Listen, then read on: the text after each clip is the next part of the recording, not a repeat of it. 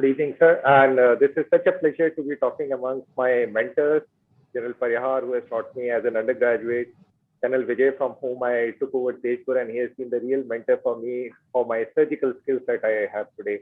And definitely, Colonel Sati, who has been helping me out in my career here. So my interest in pterygium starts from way back in 2010 when we were doing our post-graduation. And we started learning that glue is not required in all the cases. It was the study of Dr. KPS Malik, which came out in Nepal Journal of Ophthalmology, talking about glueless sutureless technique, which prompted me to try this during my PhD stay. And I presented twice at AIUS for glueless sutureless technique of pterygium and use of alpha drops, that is eptaclonidine, prior to surgery to reduce the bleeding and have a subconjunctival hemorrhage-free bed post-surgery. So my talk will be slightly dry. It's more of an academic talk today. So here we can see the normal conjunctival structure, where we see the beautiful multi-layered conjunctiva in the epithelium, and the subconjunctival tissue does not show too much cellular presence. Now compare that to the pterygium on the right-hand side. Now we find that a lot of neutrophils have invaded, and the presence of fibrocytes, which is coming up as the eosine stain on this particular microphotograph. And it has been talked about that the causation of the disease, so the P53 oncogene mutation and the onset because of ultraviolet radiation is there. But there is something very specific about the recurrent pterygiums because of their aggressive behavior, which is seen in these microphotographs with the presence of inflammatory changes, where we see that not only the structure is cellular with increased fibrocytes, but we also have a large amount of WBCs present in this structure. And though the standard treatment remains conjunctival autograft, and the recurrence rates have been reported close to between 3.5 to 9.6%, but these recurrence rates become significant for the population of our country when we consider something close to about 6% as the mean average. The activation of limbal stem cell deficiency because of ultraviolet radiation occurring predominantly on the nasal aspect of the limbus because of increased reflections of sunlight from the nose, and a second hit caused by P53 oncogene activation leads to this pre-malignant sort of disease. Now, where we find a similarity between this so-called pre-malignant disease with an inflammatory disease like sinus following chemical injury has been deliberated upon as late as 1989. So we are confused whether it is truly a pre-malignant disease or it is an outcome of an inflammatory change. Now, even people have come up with the concept of Fuchs' flicks, which are shown here on the electron microphotograph. And we can see that there are pre-malignant changes which occur in the region. So here comes the role of mini slit, the technique I am speaking about today, which is a mini limbal epithelial transplantation. Because in this technique, we combine the anti-inflammatory properties of amniotic membrane graft along with reducing the pre-malignant potential of recurrence by transplanting limbal stem cells. So the mini slit technique in 2015 was first spoken about by the Eric Hernandez group, and we had taken up this idea and tried to replicate in one of our Army tertiary eye care centers in a randomized controlled trial between 2015 and 2018. So we picked up consecutive patients with primary nasal pterygium encroaching at least 2 millimeters into the cornea. We tried to exclude ocular surface disorders like Stevens-Johnson syndrome, pseudopterygium due to injuries, hypersensitivity to any blood component, though we did not come across any during our selection criteria, and any positive serology for HIV and hepatitis B unless that they are working against the immune-mediated mechanism of the host. It was a simple computer-generated randomization sequence, allocation concealment was done, and we tried to have a sample size of minimum 40 patients to provide 95% confidence interval with 80% power to the study.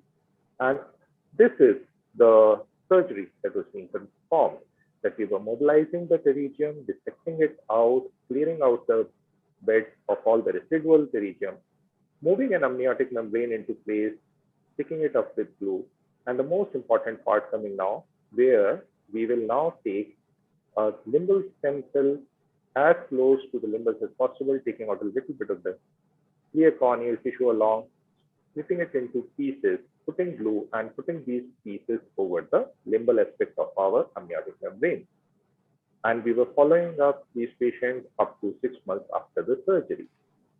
So the primary outcome measure was the recurrence rate, while we also had secondary outcome measures of how much operative time we were having, the post-operative symptoms, and any other complications in these cases. We tried to scale the post-operative symptoms based on how much foreign body sensation, lacrimation, and irritation that our patient had. So overall, we were able to pick up 92 eyes which were randomized. The 10 eyes were lost to follow-up, and we had 42 control eyes in the conjunctival autograft group and 40 study eyes in the mini split group, which completed at least 6 months of follow-up. The age and gender matching of these two groups was almost similar, as we can see. One very important point that we picked up was that the occupation of most of our patients was outdoor occupation, like agricultural workers. And the preoperative best corrective visual acuity was similar in the two groups. Now, coming to the results, we found that out of 42 eyes which we had taken in the conjunctival autograft group, there were 4 cases of difference, while in the mini split group, there was only 1 difference. Though when we applied statistics, the p-value could not achieve significance, but this definitely shows a trend towards reducing recurrence in cases of mini split group. The operative time, as has been brought out, is an important issue during surgery. It is slightly increased in the mini split group because while you are unrolling the amniotic membrane, placing it correctly, dissecting out the limbus and splitting the limbus, it takes increased time, which is a statistically increased time of almost up to 6 minutes. But as you see in subsequent slides, the results match up when we compare the outcomes. So the ocular discomfort criteria between the two groups were almost similar, being a tad higher in the control group. And when we see the complications that occurred, they were slightly different in the two groups. Whereas in the conjunctival autograft group, it was the graft retraction, replacement, and subconjunctival hemorrhage which predominated the post-operative complication. It was the displacement of the limbal pieces which was of concern to us, and subamniotic membrane hemorrhage in the mini split group. Now, this is the process of a conjunctival autograft group, which most of the analysts and attendees have seen, that by 14th day, the autograft starts merging into the neighboring conjunctiva, and by 6 months, it almost disappears to where the borders can be made out. While in the mini split group, we realize that this is a slower healing process, and we are able to make out the amniotic membrane quite clearly up to the day 28, and it's a slightly longer healing process. But it definitely helps us reduce the outcome, so we favor this technique. And the current study highlights that there is a positive trend of less recurrence, and also there are decreased post-operative symptoms and overall post-surgical complications in the mini split group. Why this difference is less? Because we are trying to repopulate the abnormal limbal stem cells of pterygium with the normal limbal stem cells that we have picked up during this surgery. So picking up the limbal stem cells and repositioning them at the margin of cornea and conjunctiva, I feel is the most important step in any form of surgery that we do to prevent recurrence of pterygium. Also, amniotic membrane itself has anti-inflammatory properties, and that is what is leading to lesser amounts of post-operative symptoms in our mini split group. Now, this question I already answered during the talk that yes, there is an increased post-operative time, but when you look at the avoidance of few recurrent surgeries and the decreased discomfort to our patient, definitely the increased post-operative time is justified. And yes, we believe that the mini split technique is advantageous as it restores the normal anatomy of the limbus, it preserves the conjunctiva superiorly, and it is suitable in patients with limited amount of conjunctiva because hardly any length of conjunctiva is picked up.